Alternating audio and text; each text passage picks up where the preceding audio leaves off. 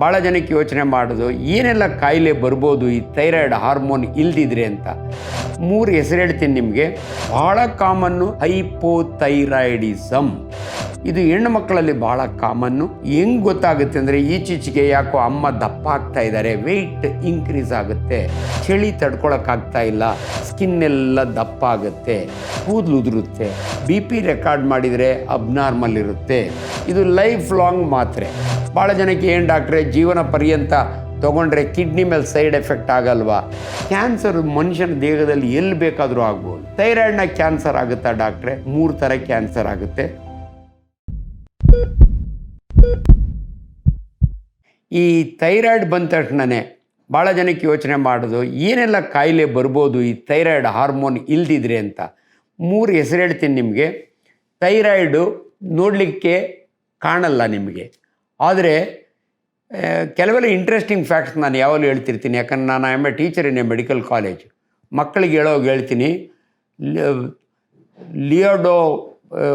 Leo ಡಿವಿನ್ಸಿ ಮೊನಾಲಿಸನ್ ಚಿತ್ರ ಬರೆದ್ರಲ್ಲ, ಅದು Mona Lisa ಯಾಕಷ್ಟು famous ಆಯಿತು ಅಂದರೆ ಕುತ್ತಿಗೆಯಲ್ಲಿ ಸ್ಮೂತ್ ಎನ್ಲಾಜ್ಮೆಂಟ್ ಆಫ್ ಥೈರಾಯ್ಡ್ನ ಅವ್ರು ಬರೆದಿದ್ದಾರೆ. ಬೆಳೆಯೋ ಹೆಣ್ಣು ಮಕ್ಕಳಲ್ಲಿ ಸ್ಮೂತಾಗಿ ದೊಡ್ಡದಾಗುತ್ತೆ, ಅದು ತುಂಬ ಬ್ಯೂಟಿಫುಲ್ಲಾಗಿ ಕಾಣುತ್ತೆ, ಅದಕ್ಕೆ ಮೊನಾಲಿಸಾ ಇಸ್ ವೆರಿ ಫೇಮಸ್ ಅಂತಾರೆ. ಈಗ ವಾಪಸ್ ಬಂದು ನಿಮ್ಗೆ ಹೇಳ್ತೀನಿ, ಥೈರಾಯ್ಡ್ ಸುಮ್ಮನೆ ದೊಡ್ಡದಾಗುತ್ತೆ. ನೀವು ಯಾರನ್ನ ನೋಡಿ ಕುತ್ತಿಗೆ ಒಳಗೇನೋ ಇಷ್ಟಪ್ಪ ಇಲ್ಲಿ ಅಥವಾ ಓಲ್ ಥೈರಾಯ್ಡು ನಾಡ್ಯೂಲಿರುತ್ತೆ, ಅದನ್ನು ನಾವು ಗಾಯ್ಟರ್ ಅಂತೀವಿ. ಗಾಯ್ಟರ್ ಅಂದರೆ ಇದು ಗಟ್ಟರ್ ಮುಂದೆ ಇರೋ ಸ್ವೆಲ್ಲಿಂಗಿಗೆ ಗಾಯ್ಟರ್ ಅಂತೀವಿ. ಬಟ್ ಫಂಕ್ಷನ್ ನಾರ್ಮಲ್ ಇರುತ್ತೆ. ನೀವು ಕೆಲವ್ರು ನೋಡ್ತೀರಿ ಇಷ್ಟಪ್ಪ ಗಂಟು ಎಂಜಲ್ ನುಂಗಿನ ಮೇಲಕ್ಕೆ ಹೋಗುತ್ತೆ, ಕೆಳಗೆ ಬರುತ್ತೆ, ಇದನ್ನು ನಾವು ಗಾಯ್ಟರ್ ಅಂತೀವಿ. ಬಟ್ ಫಂಕ್ಷನ್ ಸೇಮ್ ಇರುತ್ತೆ.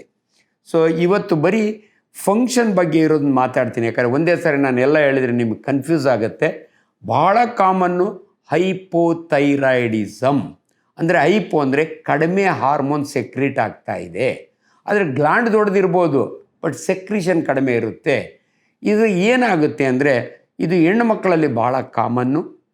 ಹೆಂಗೆ ಗೊತ್ತಾಗುತ್ತೆ ಅಂದರೆ ಈಚೀಚೆಗೆ ಯಾಕೋ ಅಮ್ಮ ದಪ್ಪ ಆಗ್ತಾ ಇದ್ದಾರೆ, ವೆಯ್ಟ್ ಇನ್ಕ್ರೀಸ್ ಆಗುತ್ತೆ, ಚಳಿ ತಡ್ಕೊಳಕ್ಕಾಗ್ತಾ ಇಲ್ಲ, ಸ್ಕಿನ್ ಎಲ್ಲ ದಪ್ಪ ಆಗುತ್ತೆ, ಕೂದಲು ಉದುರುತ್ತೆ, ಅದರೊಳಗೆ ಐಬ್ರೋ ಇದನ್ನು ನಾವು ನೋಡ್ತೀವಿ, ಕೊನೆ ಕೂದಲುಗಳು ಉದುರ್ತವೆ.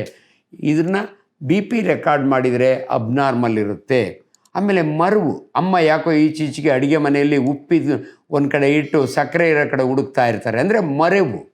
ಸೊ ಇಂಥ ಲಕ್ಷಣಗಳು. ಸೊ ನಾನು ಹೇಳ್ದಂಗೆ ವೆಯ್ಟ್ ಜಾಸ್ತಿ ಆಗೋದು, ಗುಂಡು ಮುಖ ಹಾಕೋದು, ಮೂನ್ ಲೈಕ್ ಫೇಸ್ ಅಂತೀವಿ ನಾವು, ಚರ್ಮ ತಿಕ್ಕಾಗೋದು, ಚಳಿ ತಡ್ಕೊಳಕ್ಕಾಗದೇ ಇರೋದು, ಯಾಕೋ ಹಸಿವೆ ಕಡಿಮೆ ಆಗೈತೆ, ಯಾಕೋ ಜಾಯಿಂಟ್ ಪೇಯ್ನ್ ಬರುತ್ತೆ, ಇವಿಷ್ಟು ಕೂಡ ಹೈಪೋಥೈರಾಯ್ಡಿಸಮ್.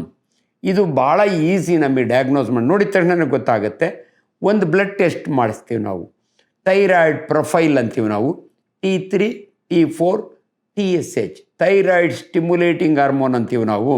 ಈ ಹಾರ್ಮೋನು ಪಿಟ್ಯುಟರಿ ಗ್ಲ್ಯಾಂಡಿಂದ ಬರುತ್ತೆ. ಥೈರಾಯ್ಡ್ನ ಸ್ಟಿಮ್ಯುಲೇಟ್ ಮಾಡೋದಕ್ಕೆ ಇದನ್ನ ಥೈರಾಯ್ಡ್ ಸ್ಟಿಮ್ಯುಲೇಟಿಂಗ್ ಹಾರ್ಮೋನ್ ಅಂತೀವಿ. ಇದು TSH 5ಕ್ಕಿಂತಲೂ ಮೇಲೆ, ಕೆಲವ್ರು ಬರ್ತಾರೆ 40 ಇರುತ್ತೆ, 45 ಮೈಕ್ರೋಗ್ರಾಮ್ ಇರುತ್ತೆ, 100ವರೆಗೂ ಇರುತ್ತೆ. ಅಂಥ ಪೇಷಂಟ್ಗೆ ನಾವು ರೀಪ್ಲೇಸ್ಮೆಂಟ್ ಅಂತ ಕೊಡ್ತೀವಿ. ಅದೇನೆಂದರೆ ಥೈರಾಕ್ಸಿನ್ ಮಾತ್ರೆ ಬರ್ತವೆ, ಥೈರೋನಾರ್ಮ್, ಎಲ್ಟ್ರಾಕ್ಸಿನ್, ಅವೆಲ್ಲ ಟ್ರೇಡ್ ನೇಮ್ಗಳು. ಇದನ್ನು ನೀವು ನೋಡಿರ್ಬೋದು, 25 ಕೊಡ್ತೀವಿ, 50 ಕೊಡ್ತೀವಿ, 125 ಕೊಡ್ತೀವಿ. 3 ತಿಂಗಳಿಗೊಂದು ಸರಿ TSH ಮಾಡಿ ಡೋಸ್ ಚೇಂಜ್ ಮಾಡ್ತಾ ಇರ್ತೀವಿ ನಾವು. ಇದು ಲೈಫ್ ಲಾಂಗ್ ಮಾತ್ರೆ. ಭಾಳ ಜನಕ್ಕೆ ಏನು ಡಾಕ್ಟ್ರೆ ಜೀವನ ಪರ್ಯಂತ ತೊಗೊಂಡ್ರೆ ಕಿಡ್ನಿ ಮೇಲೆ ಸೈಡ್ ಎಫೆಕ್ಟ್ ಆಗಲ್ವಾ? ದಯವಿಟ್ಟು ನಮ್ಮ ಅಲೋಪತಿ ಸಿಸ್ಟಮ್ನಾಗೆ ನಿಮ್ಗೆ ಯಾರೋ ನಿಮ್ಮ ತಲೆಗೆ ಅಲೋಪತಿ ಡ್ರಗ್ಸ್ ತುಂಬ ಸೈಡ್ ಎಫೆಕ್ಟ್ ಅಂತ ನಿಮ್ಗೆ ಹೇಳಿರ್ತಾರೆ, ಅದನ್ನು ನಂಬೇಡಿ. ನಮಗೆ ಗೊತ್ತಿರುತ್ತೆ ಡಾಕ್ಟ್ರುಗಳಿಗೆ ಯಾವುದು ಡ್ರಗ್ಗಿಗೆ ಸೈಡ್ ಎಫೆಕ್ಟ್ ಇರುತ್ತೆ, ಯಾವುದಿಲ್ಲ. ಇದನ್ನು ನಾನು ಏನು ಹೇಳಿದ್ನಲ್ಲ, ಥೈರೋನಾರ್ಮ್ ಮಾತ್ರೆ, ಇದು ನಿಮ್ಮ ಥೈರಾಯ್ಡ್ ಗ್ಲ್ಯಾಂಡ್ ಸೆಕ್ರೆಟ್ ಮಾಡ್ತಿಲ್ಲ, ನಾವು ಹೊರಗಡೆಯಿಂದ ಸಪ್ಲಿಮೆಂಟ್ ಮಾಡ್ತೀವಿ. ಆದ್ದರಿಂದ ಇದಕ್ಕೆ ಏನೂ ಸೈಡ್ ಎಫೆಕ್ಟ್ ಇರೋದಿಲ್ಲ. ದಯವಿಟ್ಟು ಅವರು ಇವ್ರ ಮಾತು ಕೇಳಿ ಮಧ್ಯ ಮಾತ್ರೆ ನುಂಗಿಸಿ ನಾನು ಅದು ತೊಗೋತೀನಿ ಇದು ತೊಗೋತೀನಿ ಬೇರೆ ಸಿಸ್ಟಮ್ದು ದಯವಿಟ್ಟು ಚೇಂಜ್ ಮಾಡಬೇಡಿ. ಮಾತ್ರೆನ ಅಷ್ಟೇ ನಾವು ವೇರಿ ಮಾಡ್ತಾ ಇರ್ತೀವಿ, ಇದಕ್ಕೆ ಯಾವ ಸೈಡ್ ಎಫೆಕ್ಟು ಇಲ್ಲ. ದಯವಿಟ್ಟು ಥೈರೋನಾರ್ಮ್ ಅಥವಾ ಎಲ್ಟ್ರಾಕ್ಸಿನ್ ಮಾತ್ರೆನ ನಿಮ್ಮ ಫಿಸಿಷಿಯನು ಅಥವಾ ನಿಮ್ಮ MBBS ಡಾಕ್ಟ್ರು ಅಥವಾ ನಿಮ್ಮ ಎಂಡೋಕ್ರೈನಾಲಜಿ ಡಾಕ್ಟ್ರು ಅಥವಾ ನಂತರ ಸರ್ಜನ್ ಹೇಳ್ದಾಗೆ ನಾವು ವೈಜ್ಞಾನಿಕವಾಗಿ ನಿಮಗೆ ತಿಳಿಸಿರ್ತೀವಿ. ದಯವಿಟ್ಟು ಥೈರೋನಾರ್ಮ್ ಮಾತ್ರೆಯನ್ನು ನಿಲ್ಲಿಸಬೇಡಿ. ಇದಕ್ಕೇನಾದರೂ ಪರ್ಮನೆಂಟ್ ಸೊಲ್ಯೂಷನ್ ಇದೆಯಾ ಡಾಕ್ಟ್ರೆ? ಇದೇ ಪರ್ಮನೆಂಟ್ ಸೊಲ್ಯೂಷನ್. ನುಂಗ್ತಾ ಇರೋದು ಅಷ್ಟೇ. ಬರ್ತಾ ಬರ್ತಾ ನಿಮ್ಮ ಗ್ಲ್ಯಾಂಡು ಸೆಕ್ರೀಷನ್ ಇಂಪ್ರೂವ್ ಮಾಡ್ಕೋಬೋದು, ಮಾಡದೇ ಇರ್ಬೋದು. ಬಟ್ ಈ ಮಾತ್ರೆ ತೊಗೊಳೋದ್ರಿಂದ ಏನೂ ಸೈಡ್ ಎಫೆಕ್ಟ್ ಇಲ್ಲ. ದಯವಿಟ್ಟು ತುಂಬ ಜನ ನಾವು ಪ್ರಾಕ್ಟೀಸ್ನ ನೋಡೋದು ಹೈಪೋಥೈರಾಯ್ಡಿನ್ ಪೇಷಂಟ್ಗಳು. ಬಟ್ ಕೆಲವರು ಹೇಳ್ತಾರೆ, ಇಲ್ಲ ಡಾಕ್ಟ್ರೆ ಪ್ರೆಗ್ನೆನ್ಸಿ ಟೈಮ್ನ ನಾನು ಇತ್ತು, ಅದಾದಮೇಲೆ ನಾರ್ಮಲ್ ಆಯಿತು, ಇನ್ನೂ ತೊಗೋಬೇಕಾ? ಬೇಕಿಲ್ಲ. ಸೊ ಎಷ್ಟೋ ಜನಕ್ಕೆ ಪ್ರೆಗ್ನೆನ್ಸಿ ಟೈಮ್ನಾಗ ಬರುತ್ತೆ, ಥೈರೋನಾರಮ್ ಕೊಟ್ಟಿರ್ತೀವಿ, ಡೆಲಿವರಿ ಆದಮೇಲೆ ಅವರು ನಾರ್ಮಲ್ ಆಗುತ್ತೆ. ಅಂದರೆ ಬ್ಲಡ್ ಟೆಸ್ಟು ಇನ್ನೊಂದು 3 ತಿಂಗಳಾದಮೇಲೆ ತಿರುಗಿ ಮಾಡಿಸಿ, ನಾರ್ಮಲ್ ಇದ್ದರೆ ಸ್ಟಾಪ್ ಮಾಡ್ಬೋದು. ಇದು ಭಾಳ ಇಂಪಾರ್ಟೆಂಟು. ಸೊ 3 ಟರ್ಮಿನಾಲಜಿ ನಿಮ್ಗೆ ಹೇಳ್ಬಿಡ್ತೀನಿ, ಇವಾಗ ಕನ್ಫ್ಯೂಸ್ ಆಗಲ್ಲ ನಿಮಗೆ. ಥೈರಾಯ್ಡ್ ಗ್ರಂಥಿ ನಾರ್ಮಲ್ಲೇ ಇರುತ್ತೆ, 25 ಗ್ರಾಮೇ, ಆದರೆ ಹಾರ್ಮೋನ್ ಕಡಿಮೆ ಆಗುತ್ತೆ. ಅದನ್ನು ಹೈಪೋಥೈರಾಯ್ಡಿಸಮ್ ಅಂತೀವಿ ನಾವು. ಇನ್ನು ಕೆಲವರಿಗೆ ನೀವು ನೋಡಿ ಅಬ್ಸರ್ವ್ ಮಾಡಿ, ಯೂಶಲಿ ಹೆಣ್ಣು ಮಕ್ಕಳಲ್ಲಿ ಪರ್ಟಿಕ್ಯುಲರ್ಲಿ 18 ವರ್ಷ ಆ ಸುಮಾರಿನಲ್ಲಿ ಮದುವೆ ಆಗೋ ಸಮಯ ತುಂಬ ಟೆನ್ಷನ್ನು. ಅವ್ರನ್ನ ಜನಗಳು ನೋಡಿದ್ರೆ ಕೈ ಕಾಲು ನಡುಗುತ್ತೆ, ಅವ್ರಿಗೆ ಒಂಥರ ಮೈಯೆಲ್ಲ ಬೆವ್ತೋಗ್ತದೆ. ಯಾರನ್ನ ಗಂಡು ಬಂದಿರ್ತಾರೆ ನೋಡೋಕ್ಕೆ, ಕಾಫಿ ಕೊಡು ಅಂದರೆ ಹಿಂಗೆ ಹೋಗಿ ಹಂಗೆ ಚೆಲ್ಬಿಡ್ತಾರೆ. ಅದು ಕಣ್ಣು ನೋಡಿದರೆ ಪ್ರಾಮಿನೆಂಟ್ ಇರುತ್ತೆ. ಇದನ್ನ ನಾವು ಆಪೋಸಿಟ್ ಆಫ್ ಹೈಪೋಥೈರಾಯ್ಡಿಸಮ್, ಥೈರೋಟಾಕ್ಸಿಕೋಸಿಸ್ ಅಂತೀವಿ. ಅಂದರೆ ಹಾರ್ಮೋನ್ ಜಾಸ್ತಿ ಸೆಕ್ರೆಟ್ ಆಗ್ತಾ ಇದೆ.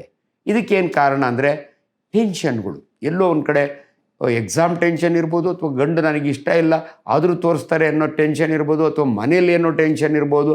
ಇದರಿಂದ ಟೆನ್ಷನ್ ಜಾಸ್ತಿ ಆದವ್ರಿಗೆ ಥೈರೋಟಾಕ್ಸಿಕೋಸಿಸ್, ತುಂಬ ಹಾರ್ಮೋನ್ ಸೆಕ್ರೆಟ್ ಮಾಡುತ್ತೆ.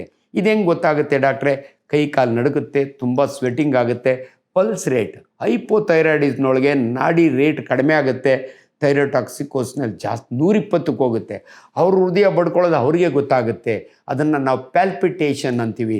ಪಲ್ಸ್ ನೋಡಿದರೆ ಜಾಸ್ತಿ ಇರುತ್ತೆ 120. ಕೈ ಶೇಕ್ ಮಾಡಿದರೆ, ಇನ್ಫ್ಯಾಕ್ಟ್ ಇಂಗ್ಲೆಂಡ್ನೊಳಗೆ shake the hand and make the diagnosis. ಇಂಗ್ಲೆಂಡ್ನೊಳಗೆ ಕೋಲ್ಡ್ ಕಂಟ್ರಿ, ಯಾರ್ದಾದ್ರೂ ಕೈ ಶೇಕ್ ಹ್ಯಾಂಡ್ ಮಾಡಿದರೆ ಕೈ ಏನಾದರೂ ಬಿಸಿ ಇತ್ತು ಅಂದರೆ ಥೈರೋಟಾಕ್ಸಿಕೋಸಿಸ್ ಇರ್ಬೋದು ಅಂತ ಡಯಾಗ್ನೋಸ್ ಮಾಡೋರು. ಸೊ ನಾನು ಎಕ್ಸಾಕ್ಟ್ಲಿ ಆಪೋಸಿಟ್ ಫೀಚರ್ಸ್ ನಿಮ್ಗೆ ಹೇಳ್ತಾ ಇದ್ದೀನಿ. ಹೈಪೋ ಒಳಗೆ ವೆಯ್ಟ್ ಜಾಸ್ತಿ ಆಗುತ್ತೆ, ಹೈಪರ್ನೊಳಗೆ ವೆಯ್ಟ್ ಲಾಸೇ ಆಗುತ್ತೆ. ಅಂದರೆ ಸವ್ಕೊಂಡು ಹೋಗ್ತಾ ಇರ್ತಾರೆ.